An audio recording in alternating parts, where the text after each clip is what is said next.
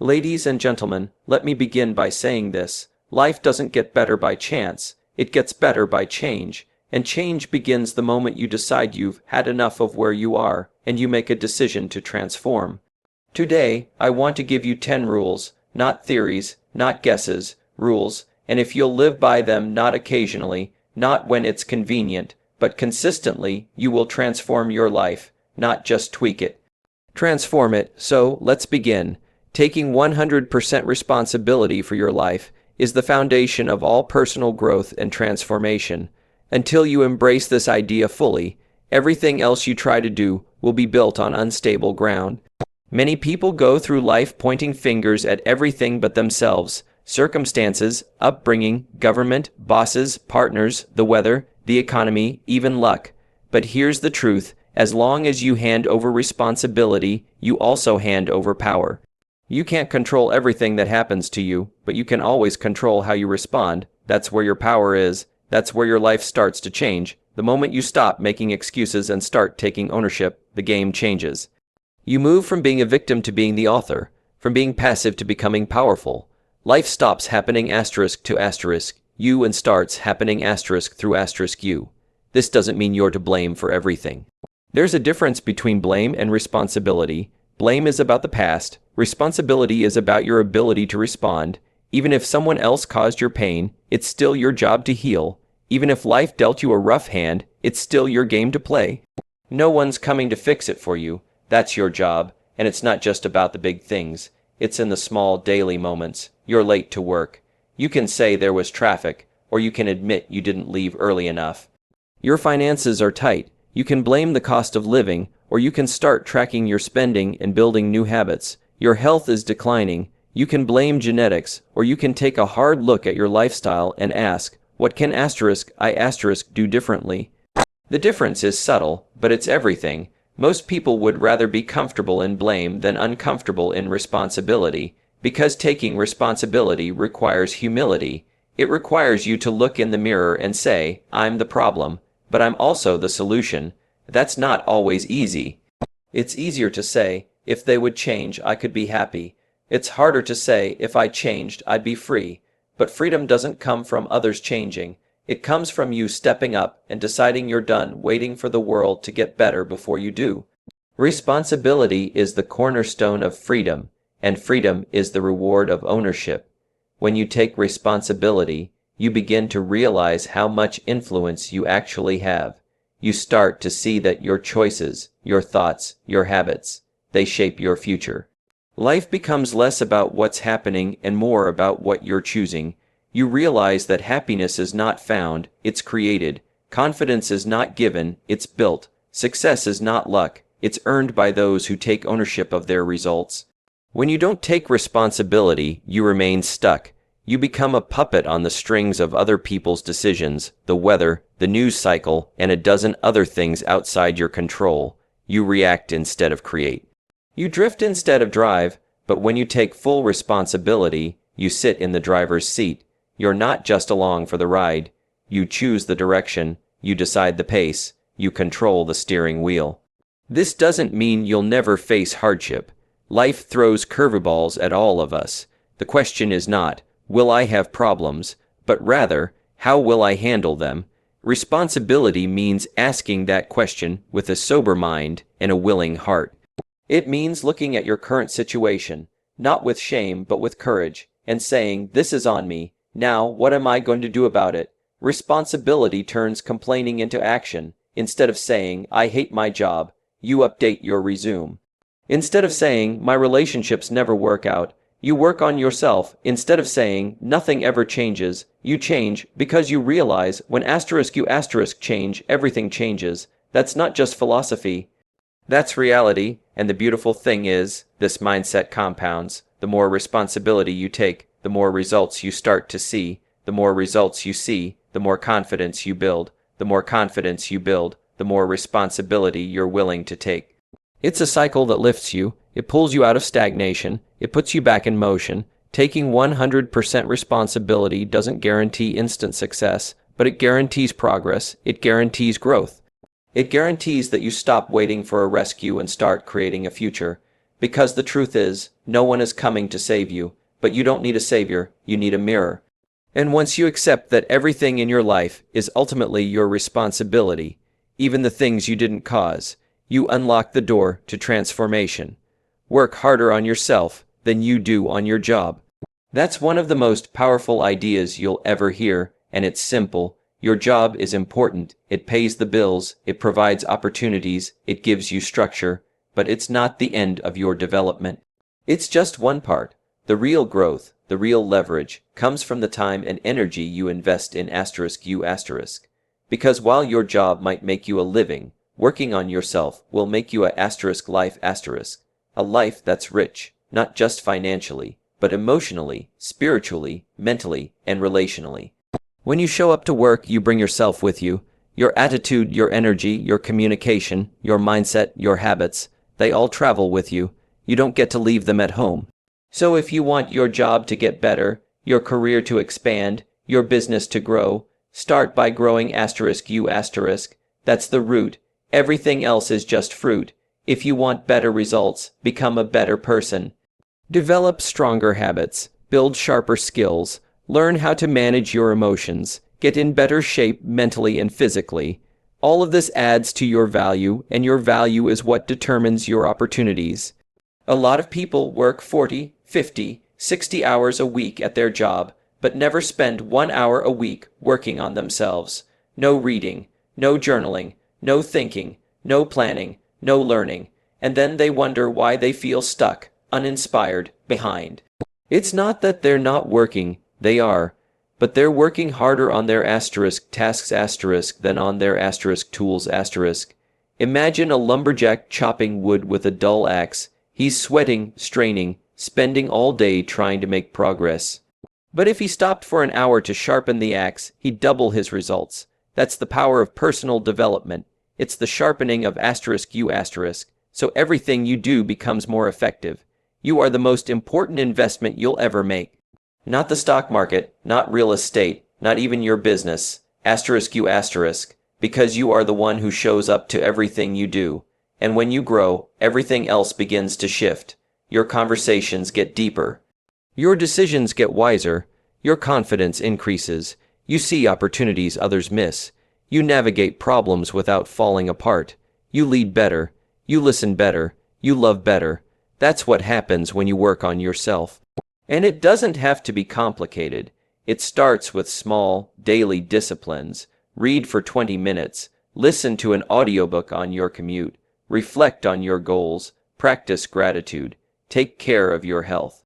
Get around people who stretch your thinking. Turn off the noise and feed your mind. Watch less television and spend more time in thought. Ask questions. Be curious. Learn from people who have been where you want to go. All of these small steps compound. Over time, they create transformation. Your income will rarely exceed your personal growth. That's not just motivational fluff, it's real, because your results rise to the level of your mindset and skill set. If your thinking is limited, your outcomes will be too. If your habits are weak, your progress will stall. So don't just chase promotions, chase progress. Promotions will follow progress, will follow mastery. Respect will follow responsibility. The external follows the internal. Some people say, I don't have time to work on myself, but they have time for hours of social media, gossip, television, and distraction. It's not about time, it's about *priority*.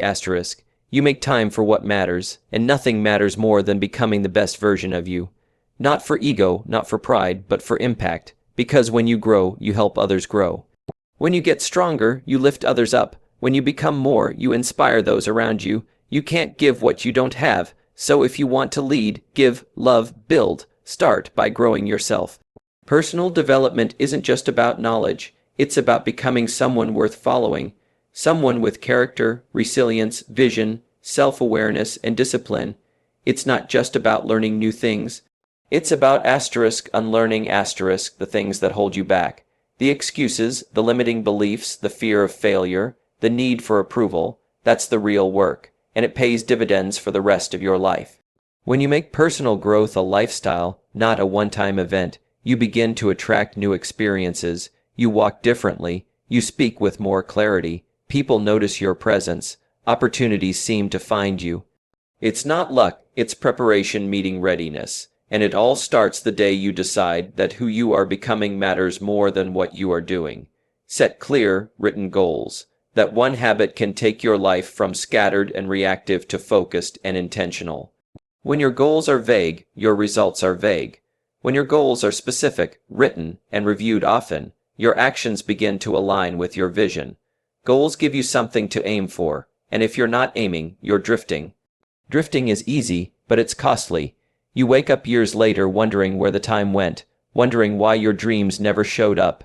It's because you never put them on paper and made them real. There's something powerful about writing your goals down. Not just thinking about them, not just talking about them. Writing forces clarity. It makes you define what you really want. It demands you be honest with yourself. Most people don't write goals because they're afraid. Afraid they'll fall short, afraid they'll fail, afraid they'll change their mind, but without goals you're just hoping, and hope, as good as it feels, is not a strategy. You need direction, and direction comes from deciding what you want and committing it to paper. Goals act like magnets, they pull you forward, they give your mind a target. Without a target, your energy scatters, but with a target, everything sharpens. You begin to notice opportunities you used to overlook. You filter your decisions based on whether they move you closer or further away. You stop wasting time on things that don't matter. Goals bring focus, and focus creates power. A person with focus is more dangerous than 100 people with opinions. When you set goals, you give yourself a reason to act. You create urgency. You create pressure, not the kind that breaks you, but the kind that wakes you up in the morning with purpose. You stop waiting for motivation because you've got a mission.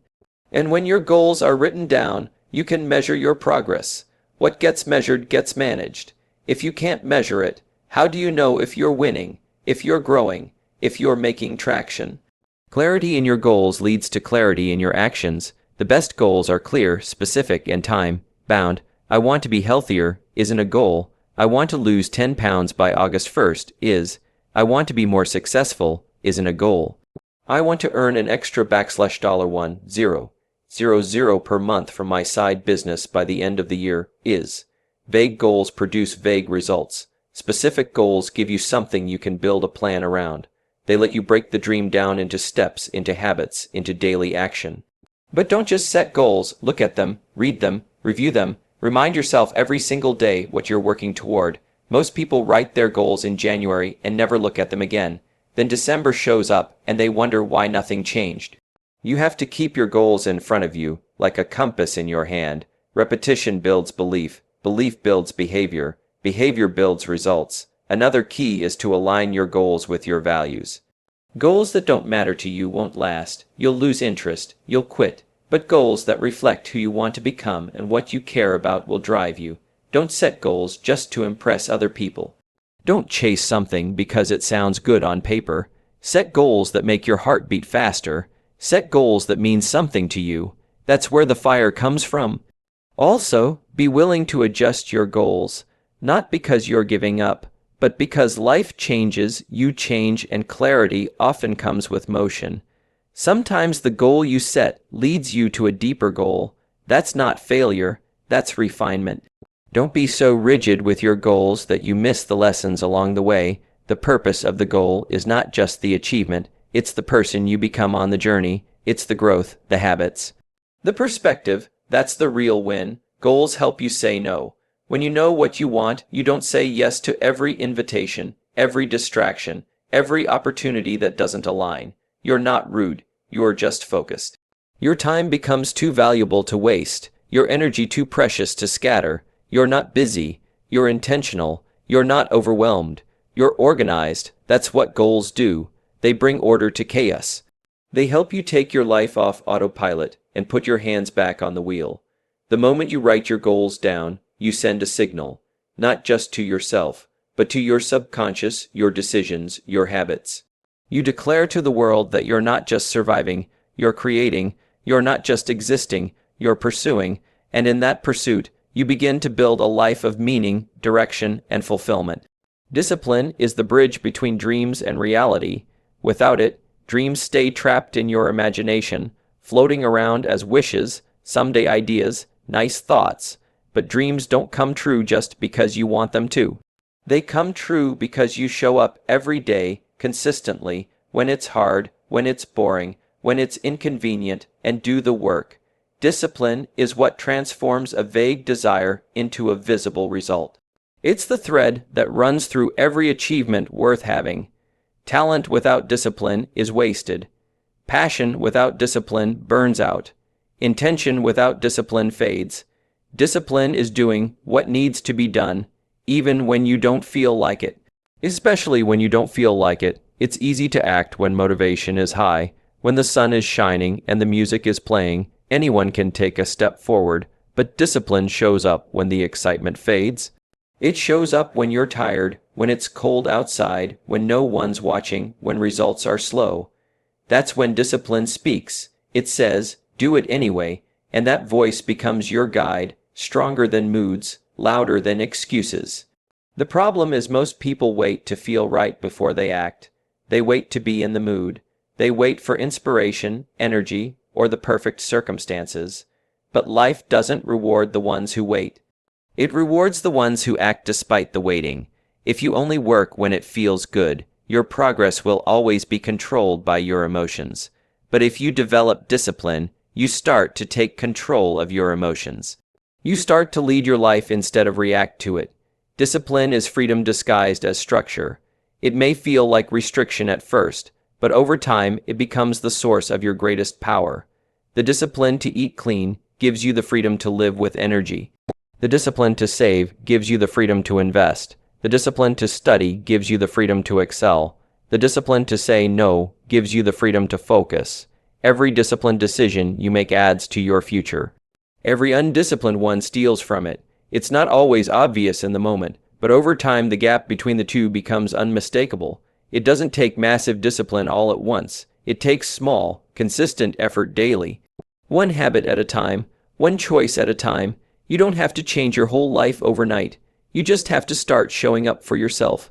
Set your alarm and get up when it goes off. Write when you said you'd write. Go to the gym when it's time to go. Turn off the distractions when it's time to focus.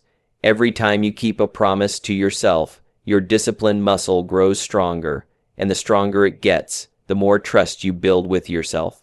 Trust is important, because when you don't trust yourself to follow through, even the best goals don't matter. You'll doubt, you'll hesitate, you'll delay. But when you know you're a person who follows through, everything changes.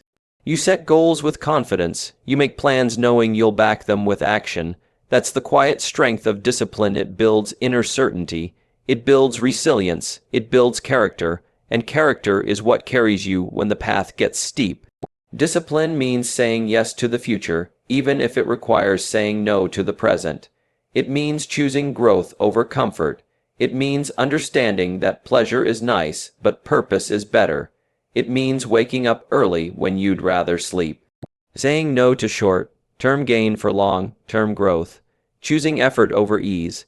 Discipline isn't punishment. It's preparation. It's self-respect. It's the willingness to delay gratification because you believe your future is worth it. You'll be tempted to quit, to cut corners, to justify slacking off, but those are the moments that define you.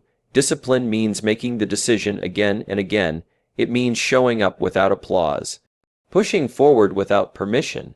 It means treating your dreams like they matter, even when no one else sees them yet. Every act of discipline is a declaration. This matters to me. I'm not here to dabble. I'm here to build something real. There's a price for everything in life. You can pay the price of discipline now or the price of regret later. The price of discipline is measured in discomfort, in effort, in sacrifice. The price of regret is measured in missed chances, in what-ifs, in the sinking feeling that you could have done more. You can't escape paying a price. The only question is which one you're willing to live with. Discipline asks for payment up front. Regret collects interest forever. The good news is discipline compounds. It starts slow, like planting seeds. You won't see results right away, but keep watering, keep showing up, and one day you'll look around and realize you've become someone different. Stronger, sharper, clearer, and you'll know it wasn't luck or talent or timing. It was discipline, the quiet daily choice to do the right thing even when it wasn't easy. Failure is feedback, not final. That one idea, if fully understood, can change your entire relationship with setbacks. Most people are afraid of failure because they see it as an end, a verdict, a sign they're not good enough or that they should stop trying. But failure isn't the end, it's information. It's a mirror that shows you what didn't work, so you can refine, adjust, and come back stronger. The only real failure is quitting. Everything else is just data. And when you start treating failure as feedback, you stop fearing it and start learning from it. Successful person you admire has a trail of failures behind them, not just one or two, but dozens, sometimes hundreds. They failed more than others tried. What separates them is that they didn't stop. They didn't let failure define them. They used it. They mined it for insight. They asked better questions. What went wrong? What can I learn? How do I adjust next time? Failure became their teacher, not their enemy, and because of that, they got better, they evolved, they grew. Failure is part of the process. You don't get good without getting it wrong first. You don't get strong without struggle. You don't get clarity without confusion. You don't master anything by skipping the messy middle. That's the price of growth. But most people want the reward without the risk. They want the win without the wobble. They want to play it safe, stay comfortable, avoid mistakes. But avoiding failure is a strategy for staying stuck. If you're not failing at something, you're probably not stretching far enough. You're playing small. You're staying in the shallow end. The truth is, failure doesn't say anything about your worth. It only says something about your method. It doesn't mean you're broken. It means something in your approach needs work. That's all. It's neutral. You're the one giving it meaning. If you say, I failed, so I'm a failure, you close the door on growth. But if you say, I failed, so I learned, you stay in the game. You give yourself permission to evolve. That mindset shift is what separates people who grow from people who shrink. And here's something else. The fear of failure often causes more damage than the failure itself. People don't take the shot, not because they're incapable, but because they're afraid of looking foolish, afraid of judgment, afraid of what others might say. But those fears are often exaggerated. Most people aren't thinking about you. They're too busy thinking about themselves, and even if they judge you, their opinions don't build your future. Your actions do. So you have to decide whose voice matters more, the critic or the creator. The one pointing fingers or the one taking steps. Failure builds resilience. It toughens your skin. It develops grit. You learn to take a hit and get back up. You learn that rejection won't kill you. That embarrassment is temporary. That mistakes are survivable. And once you realize that, you become unstoppable, because you're not afraid of falling anymore. You know how to get up. You trust yourself to recover. That confidence doesn't come from comfort. It comes from falling down, getting up, and trying again. The most valuable lessons you'll ever learn usually come wrapped in failure. Success feels good, but it rarely teaches much. It confirms what's already working. Failure, on the other hand, reveals gaps. It exposes weakness. It gives you the chance to strengthen what's soft, sharpen what's dull, correct what's broken. It's like a mirror that doesn't lie. And while that mirror can be uncomfortable, it's also one of your greatest tools for growth. Sometimes failure is redirection. It closes one door to push you toward a better one. You think you wanted one outcome, but life had something better in mind. And you wouldn't have seen it if the first plan hadn't fallen apart. But you don't get that perspective unless you stay open. Unless you keep going, unless you're willing to believe that every step, even the wrong ones, are leading you somewhere useful if you keep your eyes open. You don't have to love failure, but you do need to respect it. Respect it enough to face it. Respect it enough to ask what it's trying to teach you. Respect it enough to stay in motion, even when the path is unclear. Every setback contains a seed of insight. Every disappointment carries the potential for deeper strength. But only if you choose to see it that way. Only if you keep your eyes on the lesson instead of the loss. It's not failure that defeats most people. It's the story they attach to it. The moment you stop seeing failure as personal and start seeing it as practical, you free yourself. You step into the mindset of a learner, a builder, a creator. And that mindset will take you further than talent or luck ever could. You become like the people you spend the most time with. That truth is both a warning and an invitation. Your environment shapes your thinking, your habits, your beliefs, and your vision of what's possible. Whether you realize it or not, you're constantly being influenced. The conversations you hear, the attitudes you absorb, the standards you're surrounded by. They all work on you over time. If you're not intentional about who you're around, you'll unconsciously become a reflection of people who may not be going where you want to go. If you spend your time with people who complain, blame, and make excuses, you'll start to lower your standards without even noticing. You'll accept mediocrity as normal. You'll laugh at the same negativity, adopt the same doubts, and soon enough, their limitations become your own. It's not because you're weak. It's because we're social creatures. We want to belong. We match the energy of our tribe, and if the tribe is uninspired, you'll be tempted to dim your light just to fit in. On the other hand, when you're around people who are growing, disciplined, and hungry for more, something inside you begins to rise.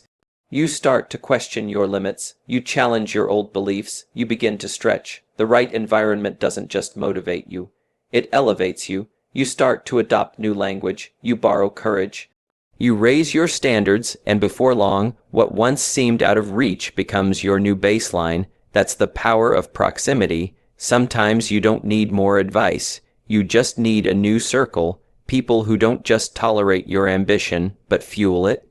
People who don't just cheer for you, but challenge you. People who ask, "What are you building?" instead of "What are you watching?" When the people around you are growing, you feel the pressure to level up, not out of competition, but out of alignment. You want to rise with them. You want to be worthy of the conversation. And that quiet accountability becomes one of the strongest forces for your growth. It's not just about being around successful people. It's about being around people whose values match the life you want to live. People who live with integrity, who show up consistently, who care more about growth than appearance. You don't want hype, you want depth. You don't need noise, you need wisdom, because your future depends more on your environment than your intentions. You can have all the drive in the world, but if your environment pulls you down, you'll fight an uphill battle every day. And sometimes, changing your environment means making tough choices, letting go of people who aren't moving, limiting time with those who drain your energy, saying no to invitations that lead nowhere. It's not about judgment, it's about protection. You've only got so much focus, so much time, so much emotional bandwidth. And if you're serious about transforming your life, you can't afford to keep feeding environments that keep you stuck. It also means actively seeking out growth circles. Get in the room with people who make you uncomfortable, in a good way, people who have done what you want to do, people who think bigger, people who don't let you make excuses. And if you can't find those people nearby, find them in books, podcasts, videos, communities. Today, access is everywhere. There's no excuse for staying stuck in a small circle when the world is full of wisdom waiting to be tapped into.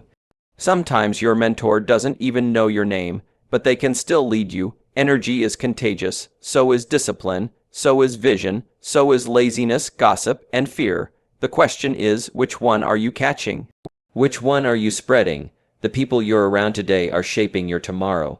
If you want to change your life, start by auditing your circle. Ask yourself, who inspires me? Who challenges me? Who makes me better? Who makes me settle? These questions are simple, but the answers can change everything. There's a reason every great leader, athlete, entrepreneur, and artist surrounds themselves with strong, sharp, focused people. Not because they're perfect, but because they know the environment matters. They know that growth multiplies in the right company. They know that iron sharpens iron. They protect their space like their future depends on it, because it does. Be the kind of person who lifts others by how you live, and at the same time, be bold enough to seek those who lift you, who stretch you, who challenge you not just to dream, but to act, because the people around you are either pulling you forward or holding you back. They're either building your momentum or draining your drive. Your circle is your climate, and your climate shapes your growth.